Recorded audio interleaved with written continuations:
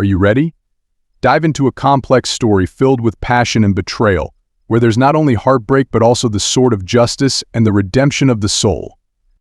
Imagine coming home to find that the perfect life you thought you had is actually a carefully woven lie, and your spouse has not only betrayed you but also made you the prime suspect in a murder case. Want to know what happens next?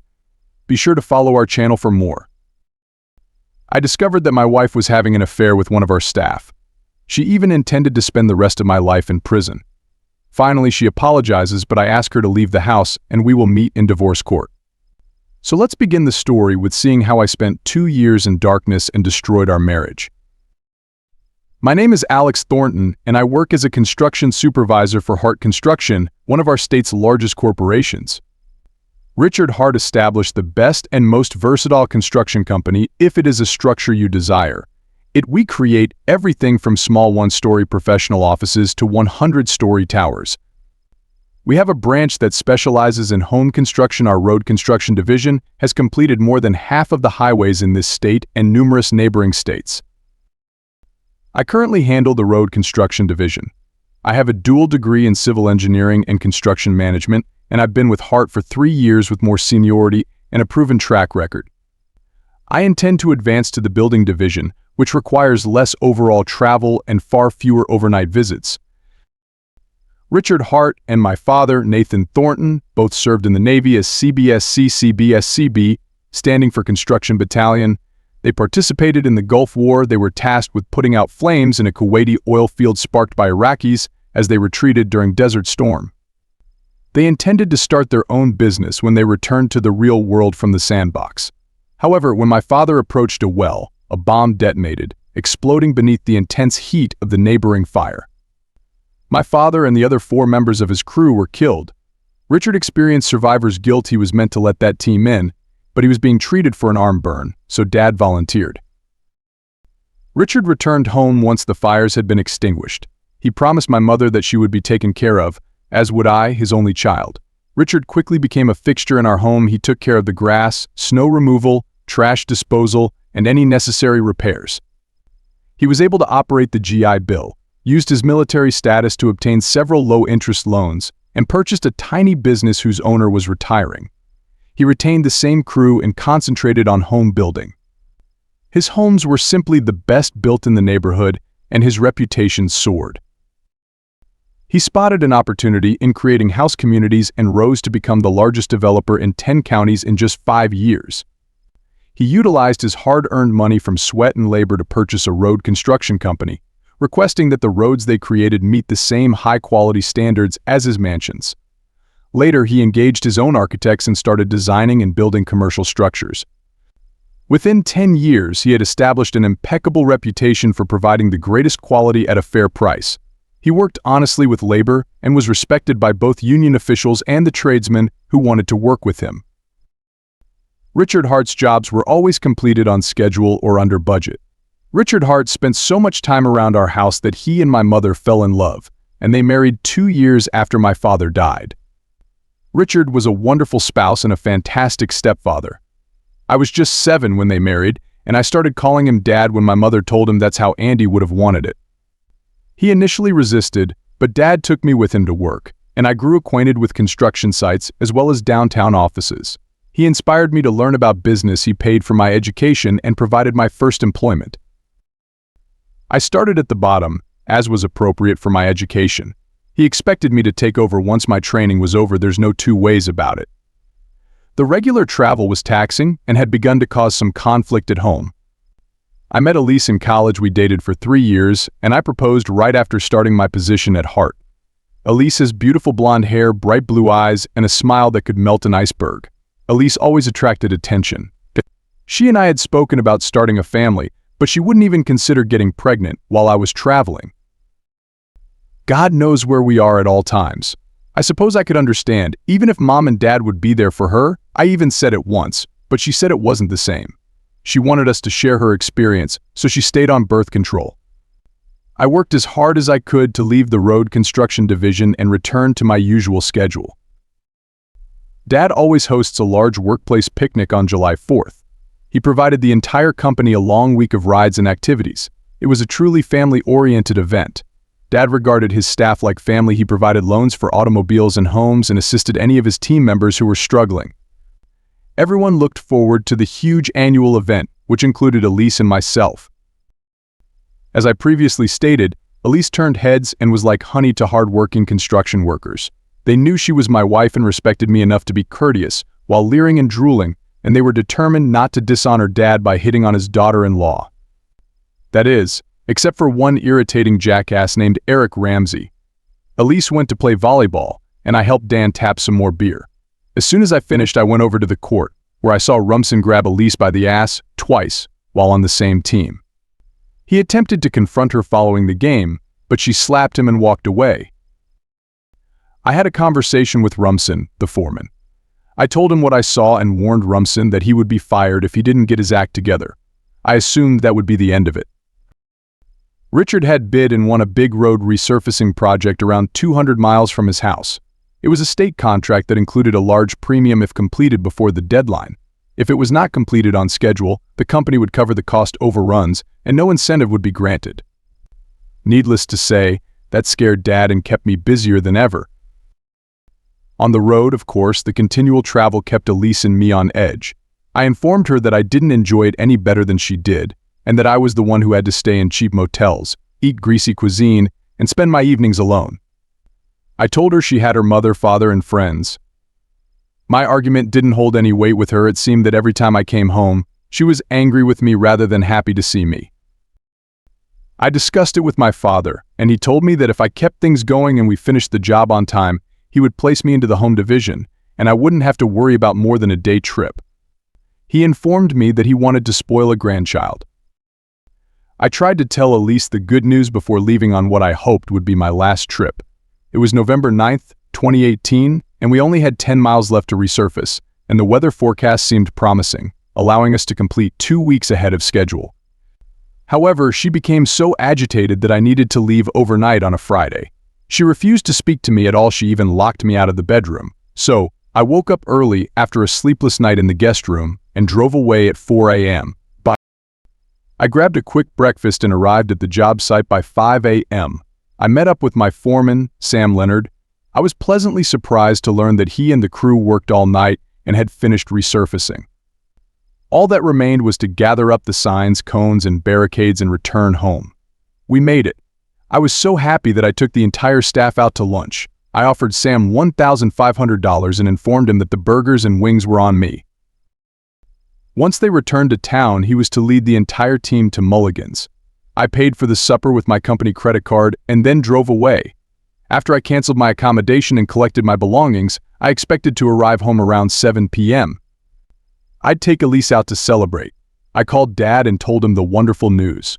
I requested him to call Linda, our office manager, at 5 p.m., make a reservation at C's favorite restaurant, and have them order a bottle of their best champagne. I also requested her to order a dozen roses and have them sent to my home.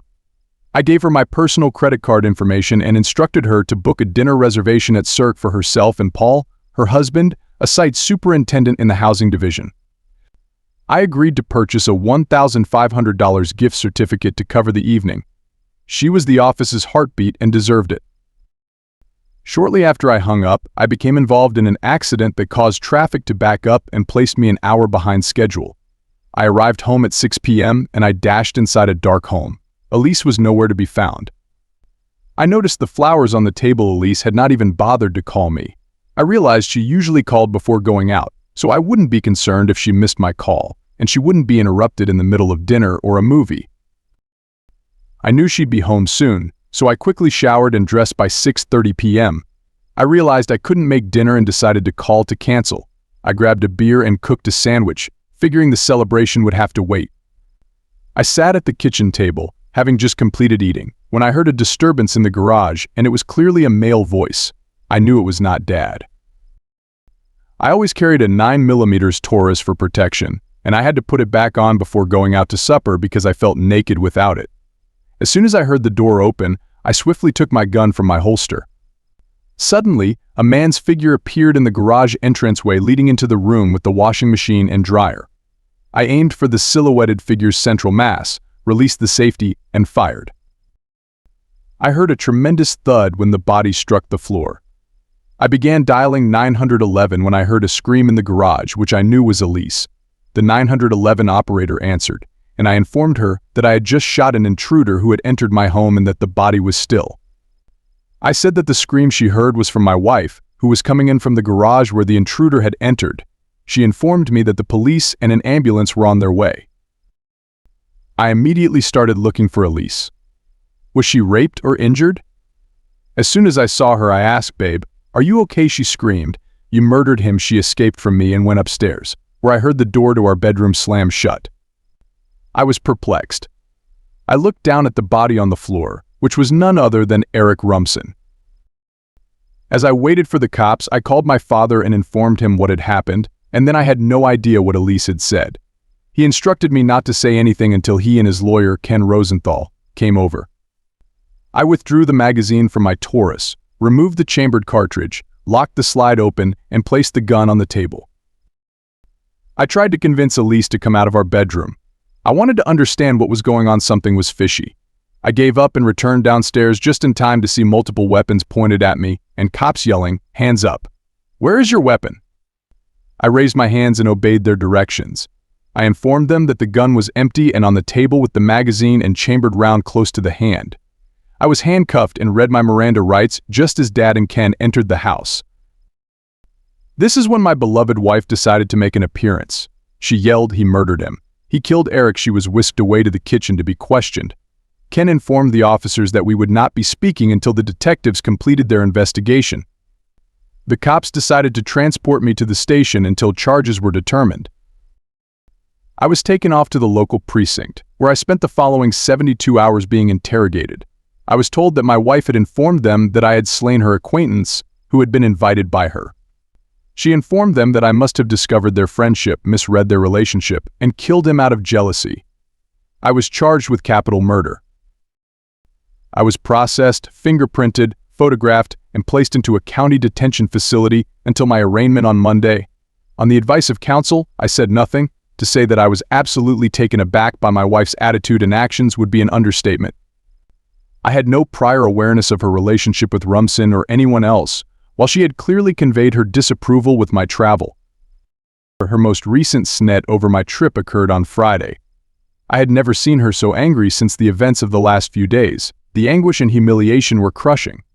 Lucas arrived the next morning, and a second interview was performed following my contact with counsel. Lucas informed them that I was claiming the Defend the Homestead Act as a trained shot in advance against an unknown invader who entered the house without declaring himself and was suspected to be inside without permission. Ken moved for bail, claiming my strong ties to the community and lack of criminal record. It was a moot matter because no bail had ever been granted in a capital murder case in this county, so I was remanded to the county jail pending trial, where I remained for 18 months before my case was heard in court.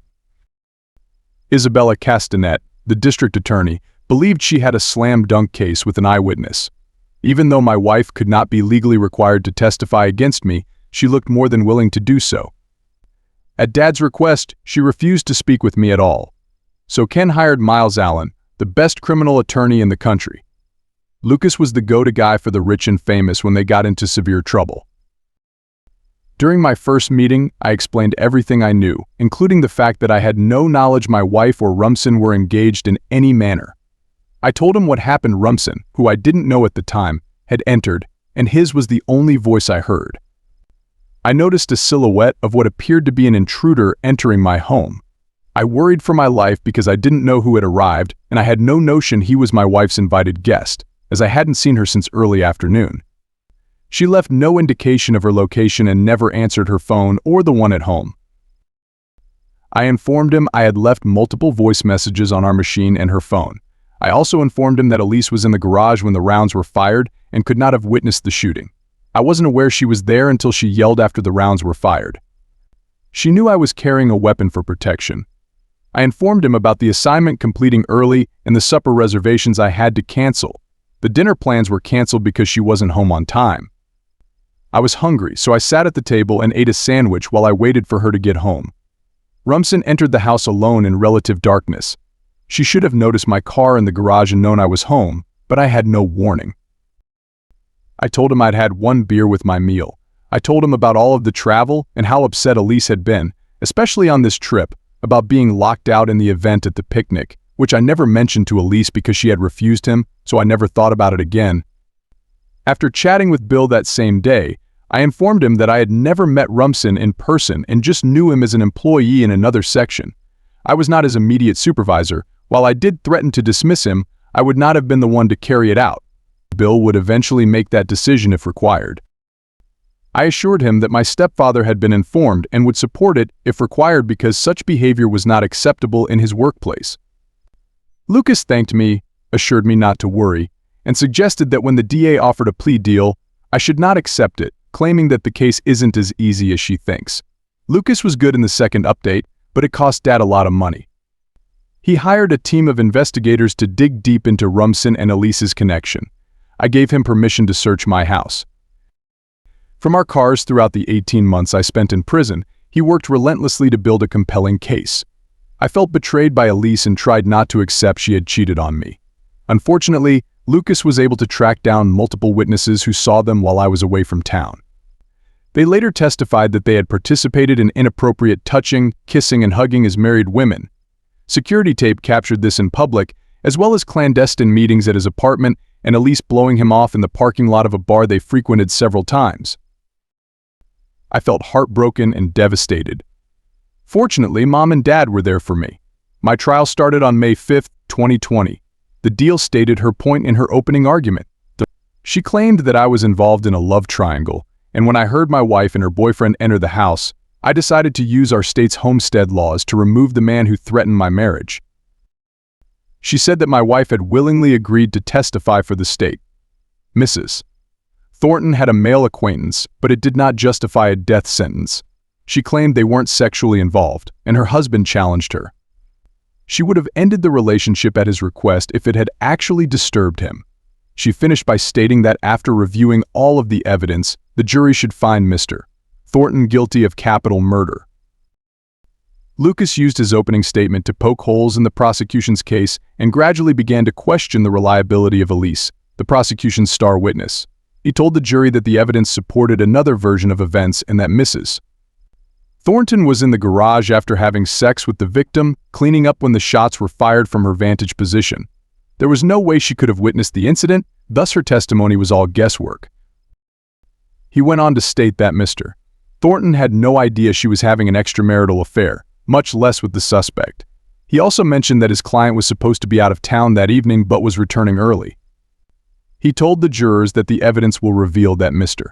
Thornton attempted to call his wife multiple times but was unsuccessful. The police report revealed no evidence of Mrs. Thornton leaving a message or communicating with Mr. Thornton to inform him of her plans for that tragic evening. He concluded that the evidence would reveal that the prosecution's star witness was indeed involved with the victim in a clandestine sexual affair, and that she was lying about both the nature of her relationship with the victim and what she saw the night in question. After the opening salvos were fired, the prosecution began trying its case. They took my Taurus as evidence, as well as the 3 spent shot casings. A forensic expert confirmed that the fingerprints and DNA belonged to me. The Taurus was properly registered to me. She also stated that gunshot residue was discovered on my hand and clothes, which was consistent with having recently fired a hand. She also stated that she had found a positive ballistics match to 2 of the slugs retrieved from the victim's body, Eric Rumson. The coroner then testified that an autopsy of Mr. Rumson revealed that he died from gunshot wounds. The victim suffered 3 gunshot wounds to the core. 2 9mm slugs were extracted intact, one from the victim's heart, one from the liver, while one was too fragmented to be tested. The prosecutor supplied documents demonstrating that CSI detectives, the coroner, and the forensic scientist had established and maintained a clear chain of custody. Lucas asked no questions regarding this evidence. Next, the DA summoned the lead detective, Dan Iverson, to testify. Iverson said that he got on location after uniformed cops had secured the crime scene, handcuffed the defendant, Mr. Thornton, and read him his Miranda rights. He stated that the defendant, stepfather, and attorney had come before him, and he instructed the defendant not to answer questions at the time. Iverson went on to say that he examined the witness, the defendant's wife, Mrs. Thornton. She added that she had invited the victim to dinner and that they planned to spend the rest of the evening at her home watching a movie on television. She stated she was unaware and didn't anticipate her spouse to be at home. She claimed that Mr. Rumson had entered ahead of her as she was retrieving snacks from the car when she heard noises inside her house. She claimed she ran inside the utility room as the rounds were fired. Following the shots, her husband emerged and asked whether she was all right. She stated that her husband learned about Mr. Rumson's interest in her during a business picnic when he threatened Mr. Rumson's supervisor, Sam Leonard, with his job if he continued to pursue Mrs. Thornton. Mrs. Thornton, on the other hand, informed him that her husband had misinterpreted the events at the picnic and that she and Rumson were merely friends who went too far. He told the prosecutor that he discovered an empty Taurus 9mm on the kitchen table, which had been unloaded by the victim with the magazine and chambered round next to it, the slide locked in the open position. It smelled like it had just been fired. CSI discovered 3 spent 9mm ammunition casings on the floor, as well as 3 gunshot wounds in the chest. He went on to say that based on the facts, he opted to examine the defendant, Mr. Thornton, before arresting him for capital murder. He testified that according to the defendant, he saw an unknown guy enter his home while silhouetted, so his face was not visible. The defendant stated that he feared for his life and defended himself by firing 3 times at the victim with a Taurus 9mm. Mr. Thornton registered and lawfully owns the firearm for protection and used the Personal Protection and Safety Indemnity Act, often known as Defend the Homestead Act. While strongly denying knowing the name of the victim at the time the bullets were fired, or that he was invited inside by his wife. After the prosecution concluded, Lucas questioned the detective. He questioned Iverson about his decision to prosecute me with capital murder. Iverson informed the court that it was actually the DA who made the final decision to pursue the charges based on the circumstantial evidence and Miss Thornton's description of the events. Lucas asked Iverson, so without Mrs. Thornton's testimony, would you have filed charges? Iverson just responded, I don't believe so. It's difficult to say. I wish I had had more time to study things more completely. Lucas inquired, are you still following up on the case? Iverson responded, no, it has concluded at our end. Lucas thanked him and was dismissed. My wife, the prosecution's star witness, came up next. Her desire to utterly betray me through her testimony startled, saddened, and humiliated me. I understood her loneliness and anguish, as well as her subsequent affair. However, the hatred, disdain, and complete disregard for me was incomprehensible. Yet her public humiliation of me as she presented evidence against me would have to wait until tomorrow, since the judge had called a recess for the evening. I sat in my cell, reflecting on how fast my seemingly perfect life had devolved into chaos. I had never felt more alone as I lay in the bunk of that jail cell, waiting for the most unbelievably awful event of my life. The next morning, after a bowl of cold oatmeal and even colder coffee, I was hauled to court, handcuffed, and loaded onto the transport at 8 a.m. I was placed in the courthouse's holding cell. Lucas arrived at 8 a.m., and prepared me for my wife's evidence, explaining that he had no choice but to demolish any shred of credibility she had, and I needed to be prepared, be unemotional, and avoid displaying any emotion that would influence the jury's decision. Court started at 9 a.m. The jury was seated, followed by the judge, the Honorable Harlan B. Ferguson, who presided. Harlan Ferguson was regarded as a bright legal intellect, conservative but fair-minded, and a real jurist. Nobody disrespected his courtroom, which was bound by fair and equitable due process and the letter of the law. The prosecutor called Elise to the stand. I sat as calmly as possible while my wife took the stand and was sworn in. The prosecutor requested her to share her version of the events on November 9, 2018. Elise choked up, and Isabella Castanet advised her to take her time. Elise regained calm and began telling her experience. She informed the jury that she had been seeing Eric Rumson for about 2 weeks prior to November 9th. Our firm hosted a costume party, and I was out of town for work. She chose to go and met Rumson at the party. He hit on her at the picnic on July 4th, and she urged him to go, but she had been looking forward to the party and was upset that her husband, the defendant, could not attend. So she said that she had started drinking a little more than usual and became drunk. Rumson invited her to dance multiple times, but she declined. As the night progressed, her degree of intoxication increased. She finally gave in and danced with him. He continued to provide her with beverages, and toward the end of the evening, he offered to drive her home.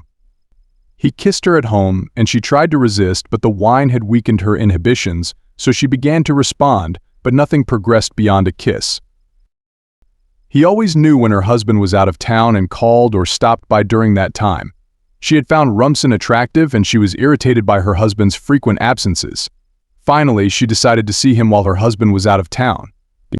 On that Friday, she hadn't anticipated her husband to be home and had invited the victim, Eric Rumson, to her house.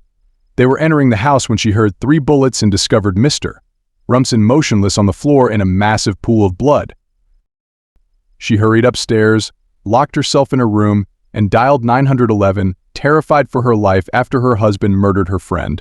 The prosecutor was completed, and now it was Lucas's chance to cross-examine Elise. Lucas gently approached the stand where Elise was seated. He recounted her testimony and questioned if she was aware of the penalties for perjury. Elise gave a troubled expression and nodded yes. Lucas informed her she needed to respond, and she sheepishly said, "Yes, I understand."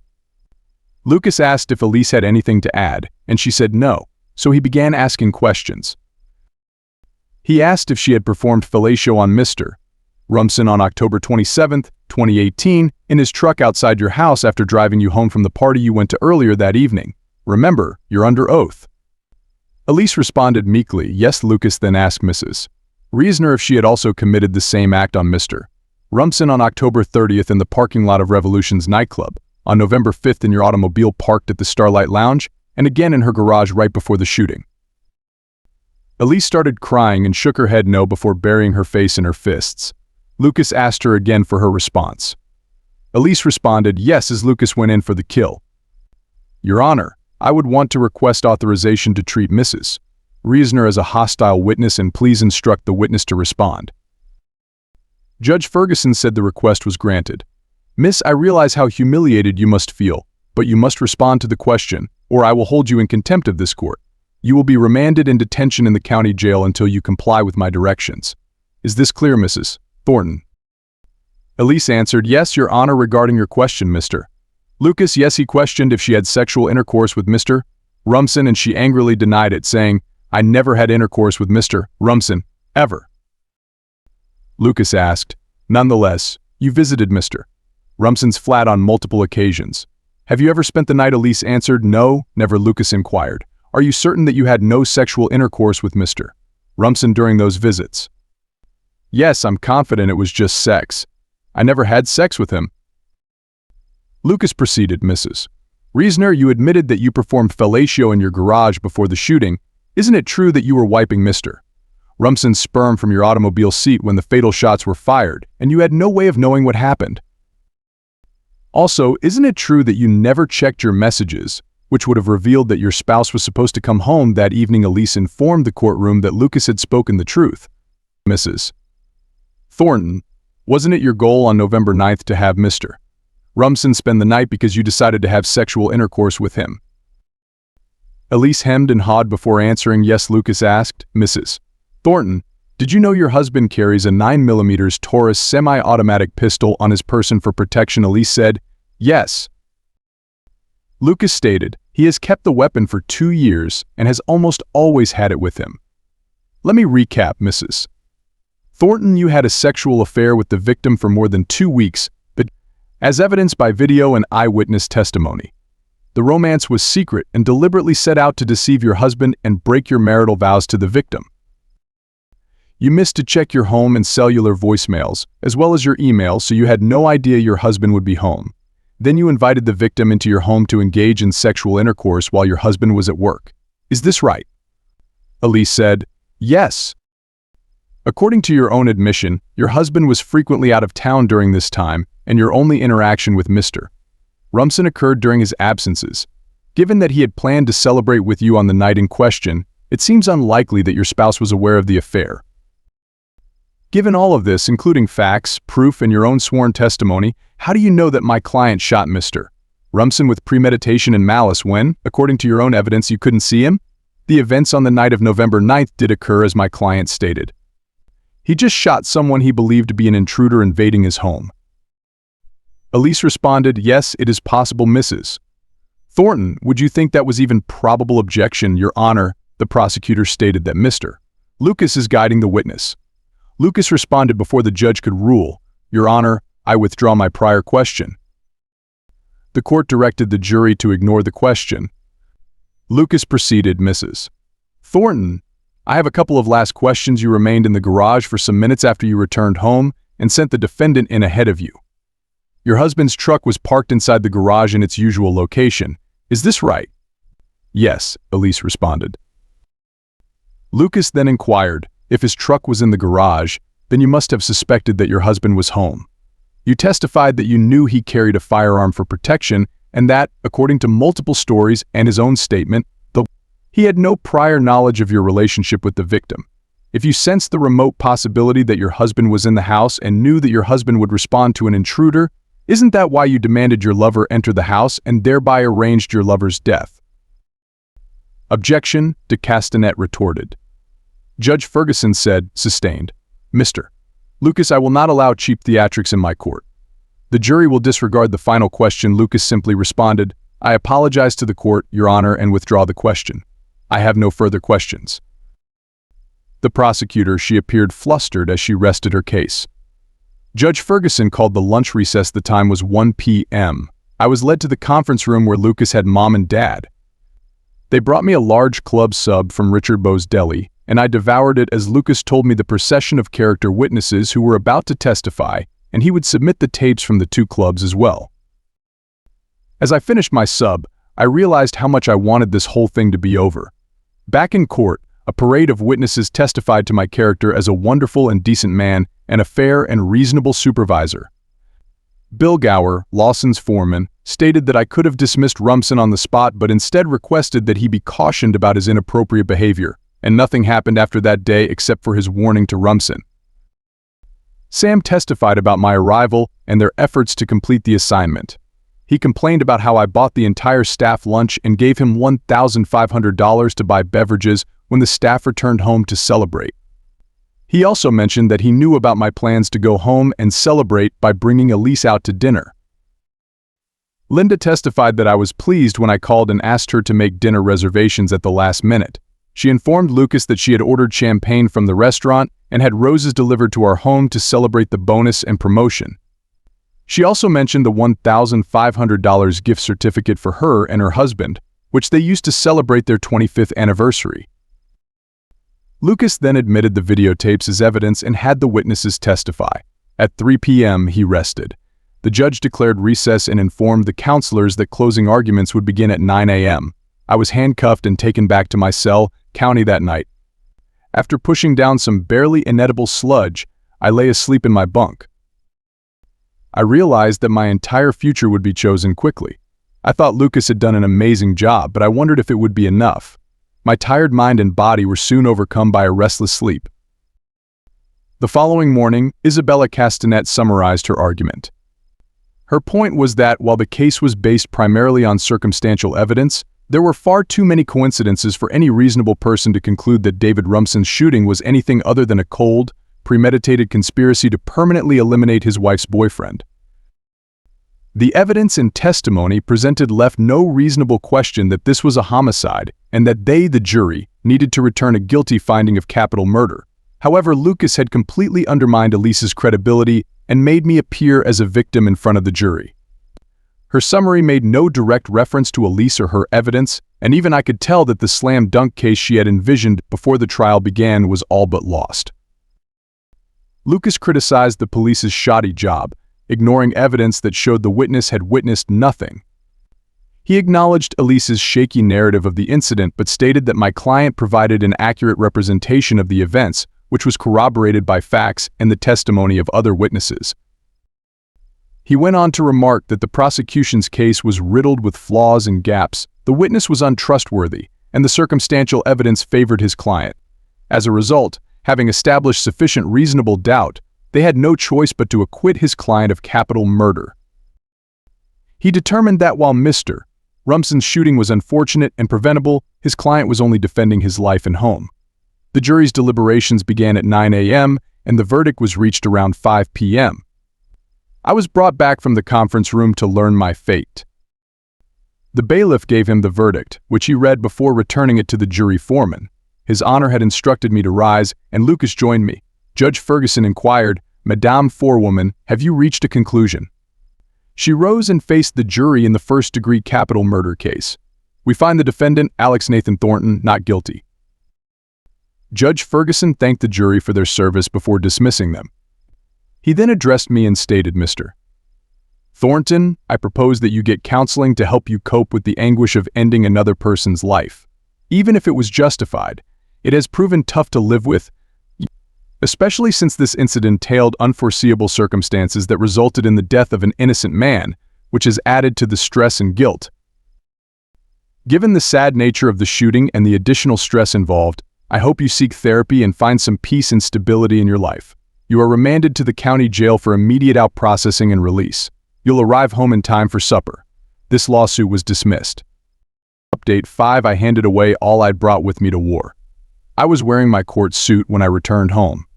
Elise did not appear in court after the final arguments. As far as I knew, I couldn't deal with the disaster that had developed in my marriage. Mom and Dad picked me up outside the Sally Port, and I was once again free. All I wanted to do was eat decent cuisine, drink cold beer, and sleep. They took me home with them. Tomorrow, I wanted to celebrate one day and then grieve what had been lost. Eric Rumson was a slimeball, but his seduction of my wife and their cheap, shady affair did not deserve the death penalty. My family and friends, except Elise, gathered to celebrate me over some excellent barbecue and plenty of beer. I was sincerely grateful for their encouragement and well wishes. The next day, I made a visit to Eric Rumson's family and apologized for what had transpired. They told me that while they missed their son, they recognized the terrible sequence of circumstances that caused me to shoot and mortally wound him. His father stated that he would have done the same if someone invaded his home in a similar manner. I knew his death had caused a hardship for his family. Before leaving, I gave them a check to accompany my final apologies. Dad paid me the entire time I was in jail and forbade Elise from touching anything. I took a couple of weeks off to recoup and become isolated from the rest of the world before returning to work. I went to the cabin on Lake Masser, weeping, hoping for some privacy and fishing. I had just returned from the lake when thunderclouds appeared unexpectedly. When I entered the cabin, I had just escaped the downpour. I removed my jacket and fishing vest and turned toward the main room, where I noticed her Elise sat down on the sofa. I observed she'd lost weight and was malnourished to some level. Her crimson eyes and tear-stained cheeks clearly indicated that she had been crying. While sitting there, it took her a moment to realize I had entered the cabin through the back entrance and to look my way. She had a deer-in-the-headlights expression, and whatever prompted her appearance was brutally evident. Her determination had weakened, and if she could, she would have fled the room and into the eye of the storm. She was paralyzed with fear. A big bolt of lightning struck a tree approximately 100 yards from the cabin, and the resulting clap of thunder shook the walls. Elise jumped and ran at me, wrapping her arms around me. I automatically reciprocated her embrace, holding her until she stopped trembling. The storm moved quickly across the area, and as the thunder faded in the distance across the lake, I let her go and put her down on the sofa. I broke the ice by asking Elise why she was here. She stared at me with her huge blue eyes and said, "I wanted to apologize, Alex." I stared at her incredulously. After all, she would have the audacity to believe an "I'm sorry" would make things better, or have the arrogance to try to apologize. I asked her, "What do you want to apologize for? For failing to recognize that I suffered just as much, if not more, than you when I had to work on the road, which I did for the family we intended to build. Are you sorry for going against our wedding vows to have sex with David? Are you apologizing because you would have gotten caught? Are you sorry I killed your boyfriend, or did you intend to have him dead by my hand and I would be imprisoned for life?" She cried, "No." I responded, "You adored me so much you engaged in an affair with one of our staff. You loved me so much that you believed I had committed murder. You adored me so much that you refused to talk with me. Was it love that made you agree to testify against me? Are you simply Misandra, or do you despise and hate me? You never gave the man you claimed to love the benefit of the doubt. You never bothered to hear my side of the story.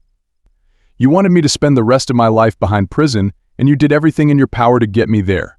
Whatever it was, love was never part of the equation. That was proven beyond any reasonable doubt. Leave. The next time I see you, you'll be in court, divorce court. I exited the rear door. A rainbow came over the lake as I reflected on the last 2 years of pain, treachery, and terror. The rainbow represented the closure of a door and the possibility of another opening. One day I went out for a little afternoon fishing. Finally, both literally and metaphorically, the storm had passed. Elise's view, I couldn't believe what Alex just told me. I sat in disbelief as he walked out the rear, hearing the boat motor ignite and the prop churning up the lake's water as Alex left me behind. After a while, I knew that my marriage was ended, so I stood up and exited through the front. The enormous oak tree, which had been reduced to ashes, nevertheless smoldered, symbolizing my marriage. As I drove back into town, I reflected on what had happened. I was so angry with my husband that I convinced myself that he had ignored my wants and wishes. I let my anger and loneliness fester. I went to that rage-filled Halloween party and drank so much that my inhibitions weakened to the point that I allowed myself to cheat on my husband. I continued to cheat on him, believing that it was justified, considering how I had been tortured and abused. I invited my lover into my home and planned to sleep with him in our married bed. I was so focused on myself that I failed to notice Alex's truck in the garage when I heard the gunshot. I ran into the house, terrified. I blamed myself, but my guilt rapidly turned into fury, so I accused my spouse of murder to cover my guilt and shame. I continued to blame him, accuse him, and even attempted to have him convicted to avoid being complicit about the awful events of that November evening. It was far too late for me to realize what I had done and how much I loved my husband. While David Rumson died in a horrific accident, I murdered my marriage. Why did I try to make amends? Nothing could excuse my actions. I neared the bridge where the Minook River entered Lake Massapee and decided to put myself on trial by stopping in the middle of the bridge. I pleaded guilty and sentenced myself to death. I got out of the car and climbed up on the old bridge's steel support. I looked up to the sky and pleaded for forgiveness for my past and present transgressions as I leaped from the superstructure and dove into the freezing water that flowed from the mountain springs that fed the lake. The sun was gradually setting, and darkness enveloped me as I fell into the damp water, ready to succumb to its merciful end. However, a resonance rocked the lake around me, and I felt a strong hand reach down and pluck me from the watery grave. I passed out as I reached the surface, unsure how or why I had been granted a reprieve and who had shortened my sentence. Final update: I decided to take the boat to the docks at the tiny marina to refuel and purchase some groceries. I was entering the no-wake zone when I noticed a figure standing high on the superstructure of the 1920s-era bridge that crossed the inlet. Suddenly, the body leapt from the bridge and plunged into the frigid water. I gunned the boat and arrived immediately to the location where the body had entered the water. I grabbed the person's jacket and hauled them to the surface. When the body broke the surface of the water, I noticed it was a lady and almost immediately recognized it as Elise. I pulled her to shore and administered CPR until she began to breathe again. I contacted 911 and had her taken to the hospital. She was placed on psychiatric hold, and the court later ordered therapy to alleviate her sadness and assist her in coping. She was in treatment for 6 months and came out with a better knowledge of what she had done, some insight into why, as well as coping skills to help her accept and move on. I filed for divorce. I felt little resentment toward her. I was disappointed in her shallowness in pursuing Rumson, and I was mostly upset by the ending and a profound sense of loss. I paid for her treatment and even attended counseling sessions to gain understanding into her behavior. Judge Ferguson proved to be a very clever man. He knew I needed help before I did. When I sought therapy for myself to cope with recent events, my therapist saw the warning signs and referred me to a colleague doctor, Sean McMahon, who diagnosed me with PTSD. I was given special treatment to assist me in dealing with it. The severe therapy has been completed for both of us for several months, but we continue to follow up. Elise realized that while I had forgiven her, we would never be a couple again. Our divorce was cordial. The final decree arrived in the mail 6 weeks ago. Elise met a nice guy named John, who is a school teacher. They've been dating for 3 months, and it appears that they're planning to marry. I've remained single. I wanted to resolve my issues at the moment. The concept of loving and trusting another woman is impossible for me to grasp. My mom and dad truly and unconditionally adore me, therefore I can't complain. Without them, I'd have been locked up and the key thrown away. They have offered emotional and financial assistance during this struggle. Last year, I took over the home division and now serve as the company's vice president. I have wonderful buddies. I fish, boat, hunt, attend barbecues, and organize the business picnic and Christmas party. My social calendar is really full this year. For Christmas, I sent Mom and Dad on a tour across the world. I also wanted to thank them for everything they've done and always been there for me. While they were gone, I kept an eye on the store. I recently met a woman named Amelia, who, like myself, is divorced and has trust issues. I met her while waiting for my therapy session. She went there to meet with her support group. So far, we've only had coffee, but I can feel a spark. I knew I wasn't ready for a new relationship, but I invited her to dinner the other day, and she agreed. I hope you enjoy that story. Here is another one. My name is Edward. I am 43 years old and an engineer. My wife, Isabella, and I have been married for 16 years. Reflecting on our married life, everything seems like a fantastic dream. Isabella and I met and fell in love at an early age, and we soon agreed to spend our lives together. Life has not been easy for us, particularly in the early years of our marriage when funds were tight, and our professions were just getting started. We needed to save money and urge one another to help one another. Fortunately, our love is quite strong, and we were able to get through terrible moments together. My job improved over time, while Isabella's career prospered with repeated promotions at the advertising agency. Our living conditions improved, and with the addition of our darling children, our home was full of laughter. From an outsider's perspective, we are an enviable model pair. Our friends, family, and co-workers all compliment us on our love for each other. Isabella and I are really pleased with our children, who are highly active and excel in their schoolwork. We reside in a bright, roomy home, go for a walk after supper every year, and spend weekends in the park with the kids. Behind all the sweetness and coziness, only I realized the marriage was changing.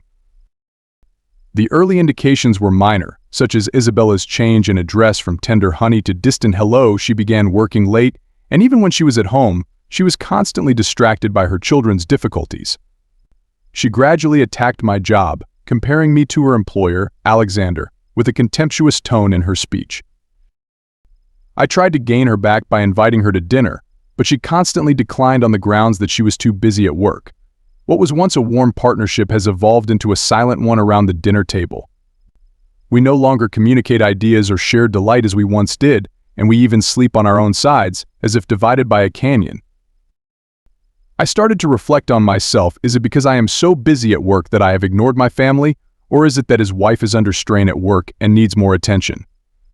I perused marriage counseling literature, hoping to find a method to break the deadlock, but the more I read, the more I fear for our marriage and the reasons behind the present situation.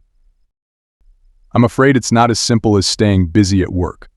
I had assumed that years of mutual love had created an unbreakable fortress for us, but today, all the clues point to the possibility that something is silently but steadily pushing this union into an unknown abyss. As time passed, I noticed Isabella's transformation was becoming increasingly visible.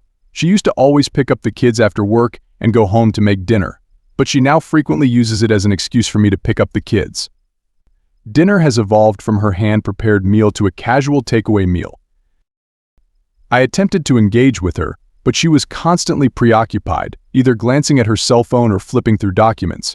I gradually realized Isabella had altered her address to me from honey to hello, and she rarely even addressed me by name. She used to inquire about my work, but suddenly she didn't care if I received a promotion or raise. She no longer discusses her work with me, and when I ask, she says, "You don't understand, we're communicating less and less, even at the same dining table." She is always immersed in her cell phone, answering the children's inquiries half-heartedly, adding to my perplexity and aggravation. Isabella began comparing me to her boss, Alexander.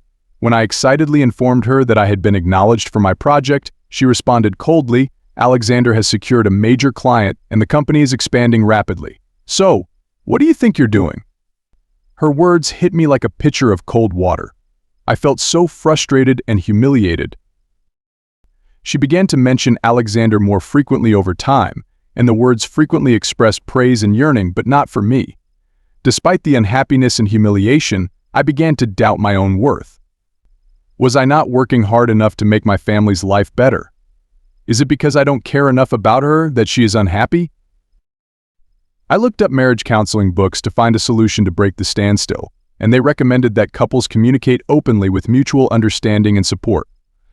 But whenever I tried to speak with Isabella, she always used the flimsy excuse of being too busy at work, and we consistently failed to meet our arranged appointments.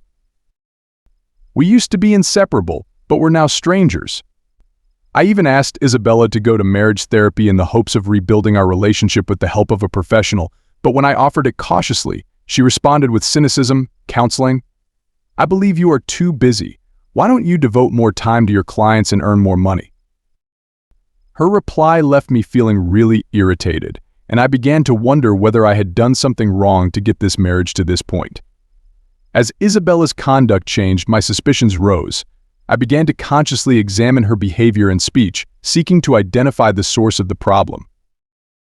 I noticed Isabella frequently returned home late on the pretext of working overtime, but when I went to pick her up late at night, the lights in the office were turned off.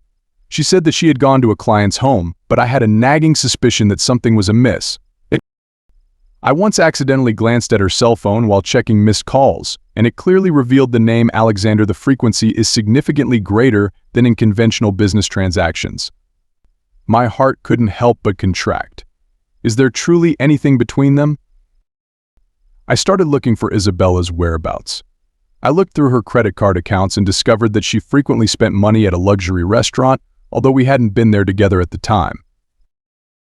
I looked through her closet and saw some expensive gowns she'd never worn before, which on second thought was not her style. All of the signs pointed to one scenario, which made me shudder. My wife appeared to be seeing another man. My heart was in anguish. My reason advised me to believe my wife, but my instincts told me there was more to it than that.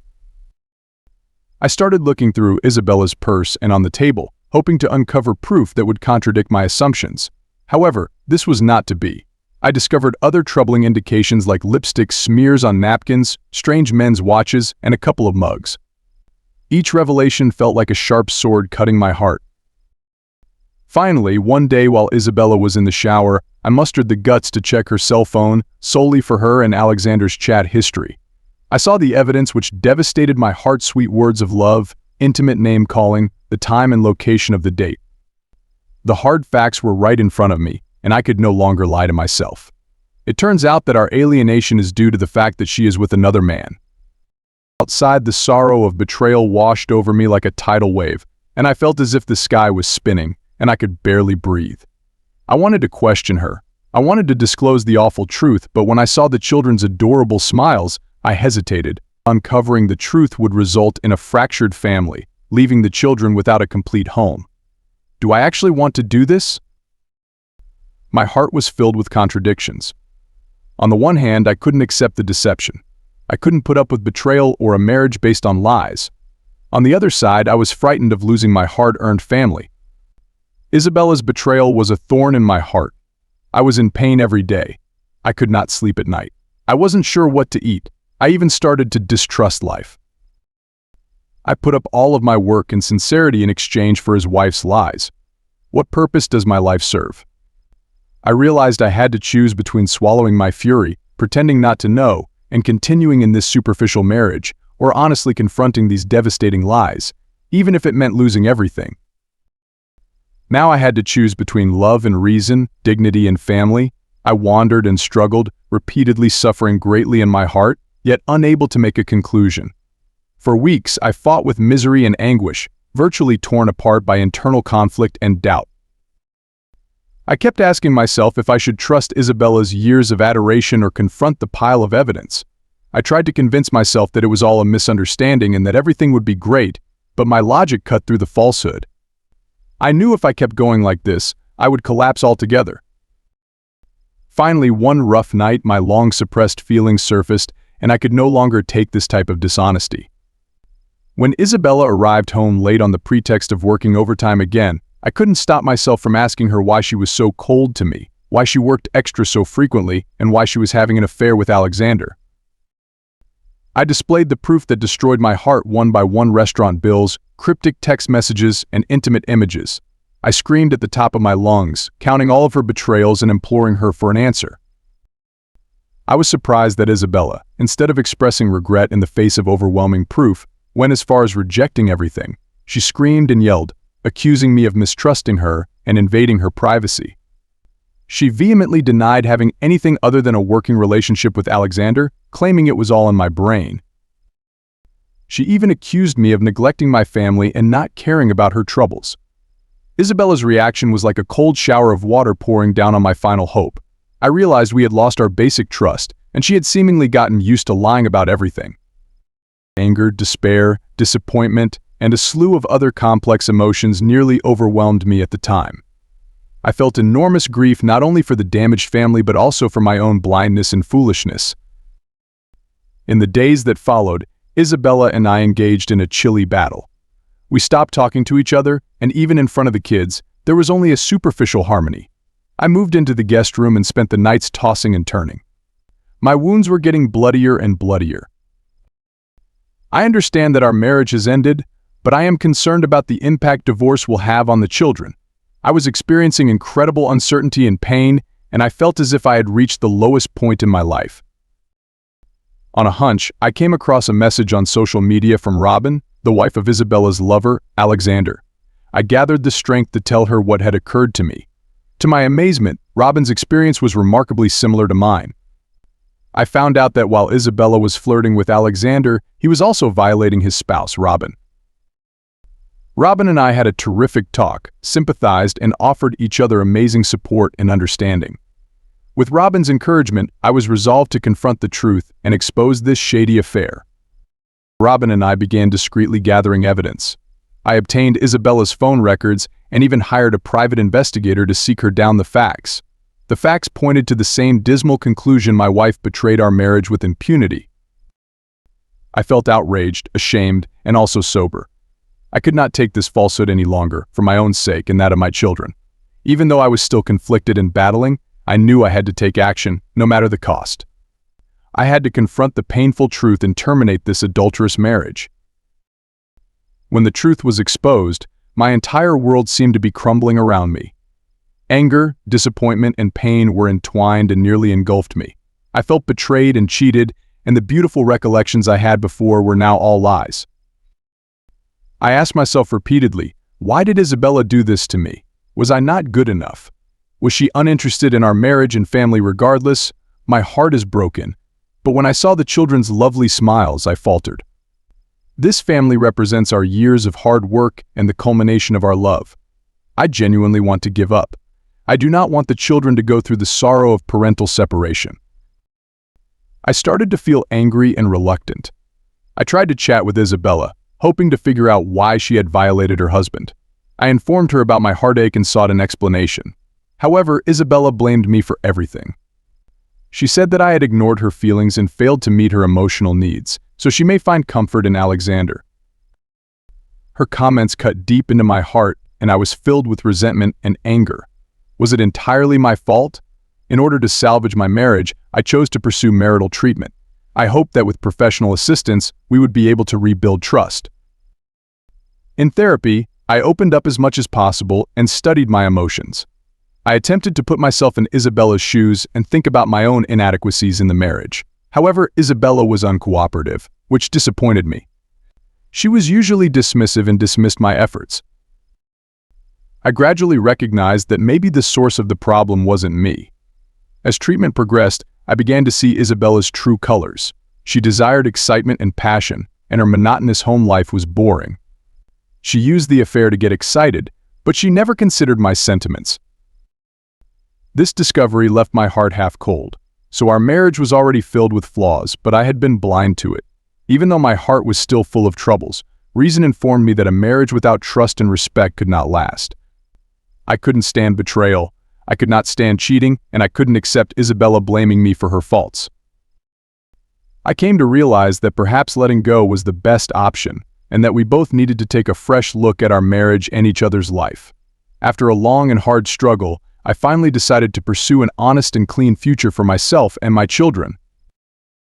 Despite my reluctance, I recognized that ending an unfaithful marriage was far preferable to settling for less. After a difficult struggle, I knew that my marriage to Isabella was over. Her betrayal, duplicity, and disrespect for my efforts to save the marriage revealed that we lacked trust and respect, which is the foundation of marriage. No matter how hard I tried, I couldn't get her back. I also cannot restore this damaged friendship.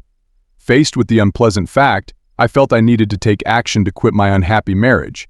But I also realized that divorce would not be simple. Not only would Isabella resist, but she would also face legal fights to achieve a fair verdict in court. I required a well-thought-out strategy and strong proof. Fortunately, I had Robin's assistance and support. As the wife of Isabella's lover, Alexander, she and I had comparable experiences. We sympathized and agreed to work together to plan the divorce. We met frequently to discuss how to collect evidence and deal with any issues that arose. We reviewed the law and spoke with lawyers to ensure we were on the correct route. In order to collect evidence of Isabella's infidelity, I used every method conceivable. I hired a private investigator to follow her travels and photograph her meeting Alexander. I checked her credit card records and discovered that she frequently stayed in high-end hotels. I even got into her computer and discovered emails and photographs of her flirting with Alexander. Every piece of evidence caused my heart to throb, but I knew it was important. Only then could I get an advantage in court. Robin was not idle.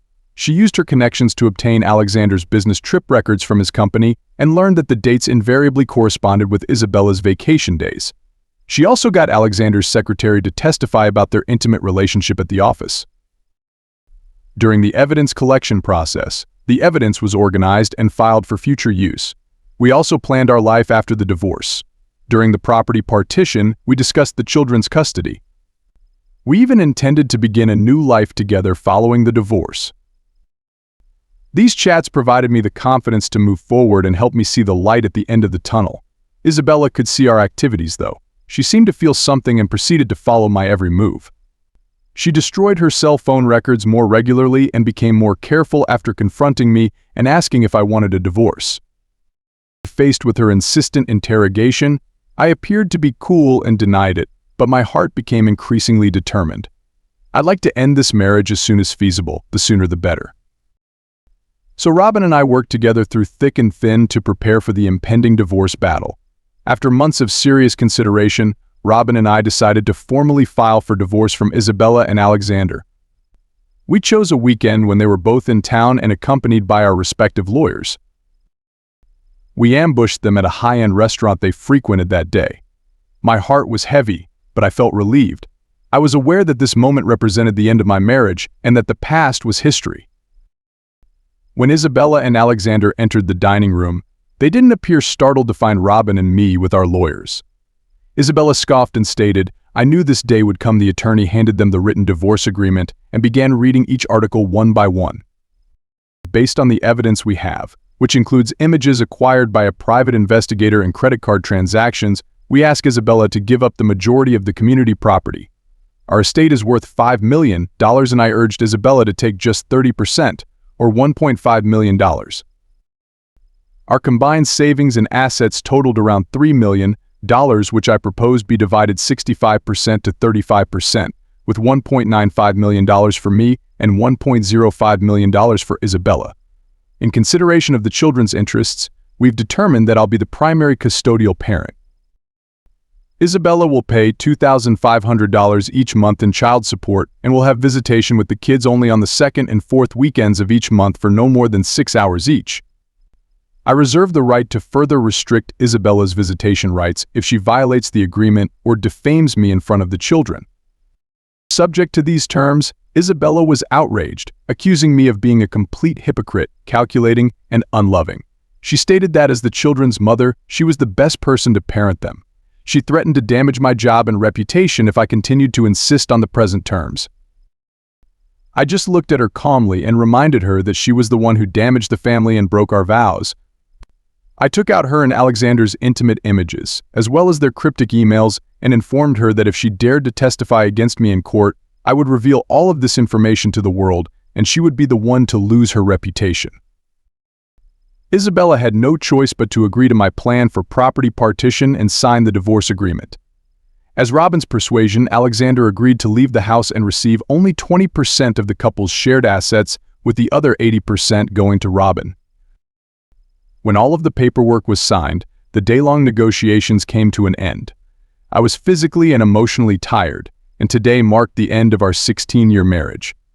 my heart was filled with mixed emotions, including grief, remorse, rage, and relief. I knew that from now on, I would begin a new life. We are no longer constrained by the past. Robin grabbed my hand tightly as we left the restaurant, her eyes conveying the same passion. I knew this divorce would be unpleasant for both of us, but it was also a necessary decision. We both needed to live for ourselves and seek genuine happiness. On the walk home, I kept thinking about what had happened that day. I remembered Isabella's resigned eyes and my children's naive smiles. I knew the rest of the day would be difficult, as I still had to answer the children's inquiries and cope with the consequences of my divorce.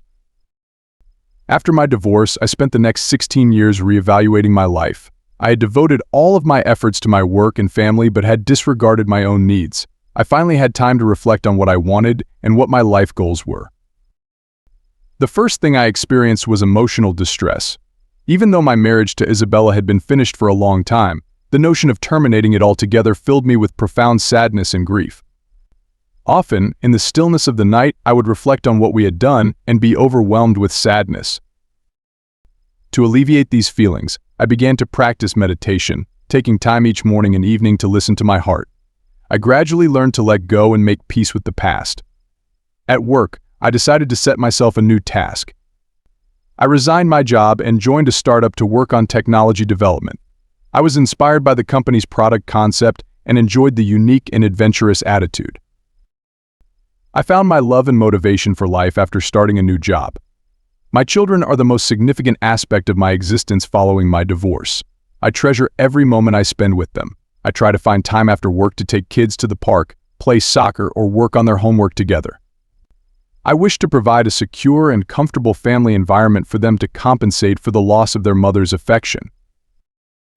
I'm delighted that the children appear to be progressively adjusting to their new lives, and their academic performance is improving.